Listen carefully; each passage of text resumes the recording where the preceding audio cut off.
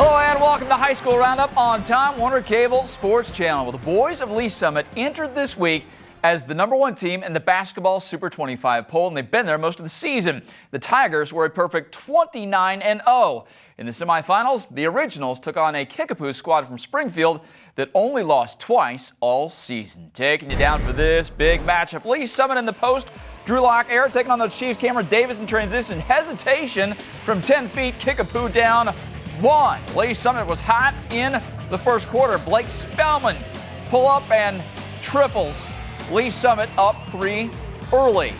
Then for the other way, Thomas Fauntleroy with a tomahawk on the baseline, and the Chiefs now take the lead by 1. Spellman was pinpoint on this outlet, 3/4 court, and finding Nick Larkin, who finishes with the fancy move. Tigers back up by 3. Davis back at it with another hesitation move, the finger roll and finish. And the foul, Isaiah Sears said, "What? The foul's on me? No!" Gets his payback. Sears, the ball fake, goes into the hole, beats the buzzer to give Lee Summit a 4-point lead at the end of the first. Spellman, playing a little defense here, comes up with a steal, then goes behind the back and coast to tie it at 37 late in the second quarter. Then after an awful third quarter for the Tigers, found themselves down by as many as 17. They got a run here. It starts with a loose ball and Sears with a tray to bring him within 14 with 4 minutes to go. 1 minute later, after a steal, Spellman finds Larkin again, who finishes strong at the rim, and the and one.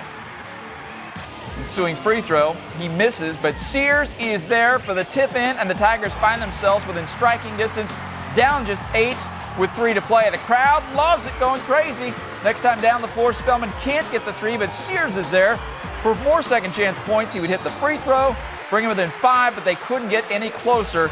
Lee Summit suffers their first loss of the year, 85-81. Here are the Tigers.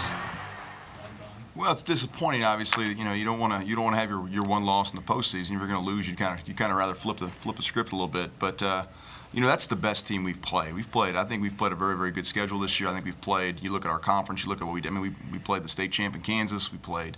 The third place team. I mean, we've played a lot of really good teams this year, but I thought Kickapoo from top to bottom was the best team we've played.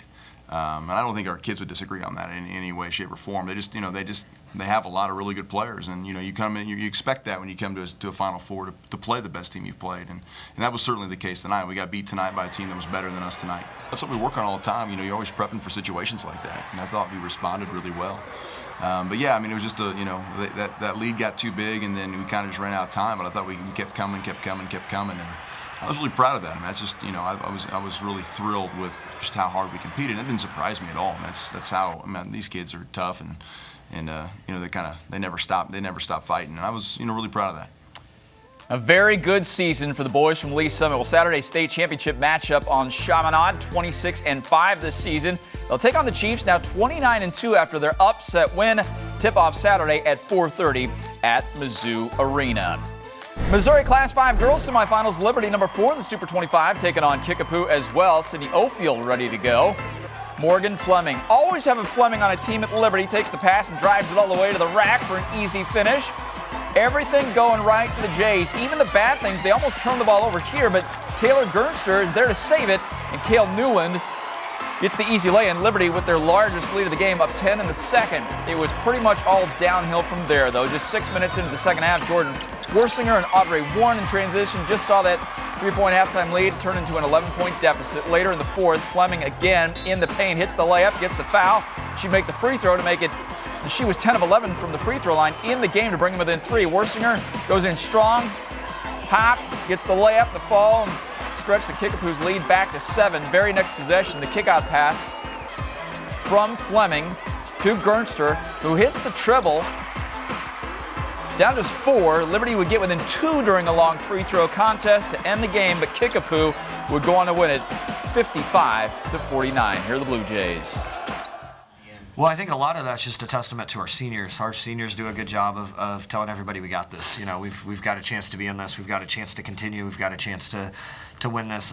We've had situations even in the postseason here. We've been down 16 points and we've come back and won. So I think that these kids really believe and they fight through it. So I'd have to give the credit to our senior leadership for being able to keep us in that and keep us composed. All right, the state championship game will see Kirkwood at 26-4 take on Kickapoo. Chance for the Chiefs to get the boys and the girls double. Tip-off set for 2:40 at Mizzou Arena. All right, Missouri Class 3 Boys State Championship, number 4 Barstow taking on Father Tolton. Marquee matchup between Jariah Horn and Michael Porter Jr., 4 Division I players on the floor. Jacob Gilliard hits Horn under the basket, double pumps, gets Porter in the air, lays in. He had the night's first 12 points of the game. Porter's turn in transition. Sweet spin move, and the two-handed jam tied at 4. Father Tolton on the break. The school, not the man. Porter finds Caleb Houghton for another slam. Tolton up 6. Isaiah Wilson finds Mason Schlatzhauer for 3 right before the buzzer, and that would put him up by 7. Jonte Porter gonna find his older brother cutting through the back door. Another two-hander, and Tolton is up 4. Very next possession, Porter, a little give-and-go action with Wilson. This time he decides to mix it up and finish with the one-handed tomahawk, and they're back up by 6. Horn on the other end at a monster game. Hits the triple, doing everything he can to keep them in it. Jared Gillen comes from behind to strip Porter and start the break. Horn will finish it off with a crazy acrobatic layup. Somehow he gets to fall. The obvious foul, he'd make the freebie to bring within 3. Momentum starting to shift at the end of the third. Horn going to come up on defense again as he gets a steal from Keenan Brooks. Gets it up the floor to Gilliard, who just beats the buzzer. They're down by 5, but momentum is completely on their side. Game tied. Porter takes over, hits the triple and the foul, the rare 4-point play to put them up by 4. 2.5 seconds left. Barstow down 2. Shea Rush at the line. Double bonus, misses the first free throw, had to miss the second, had a chance at a putback, and it didn't go. A tough one as Tolton wins 62-60. Here are the Knights. I just feel like it was 2 players that, were chasing a dream. We were going back and forth at it, the whole fourth quarter. And this game came up on top. Maybe I'll see him again sometime. I just feel like I would never trade these 4 years, for anything.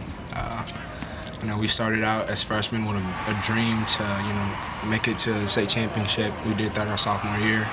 Came up short. The next year we came back and we got it. So that was a great testament to our character and, having each other's back. And then this year, following up our last year, we wanted to, making history and do something that's never been done before. The same starting 5, return and win another state championship. But we fell short. But like Coach said, you just gotta, sometimes it doesn't always work out the way you planned it. But we're gonna keep our heads high and just know that we always have each other's back.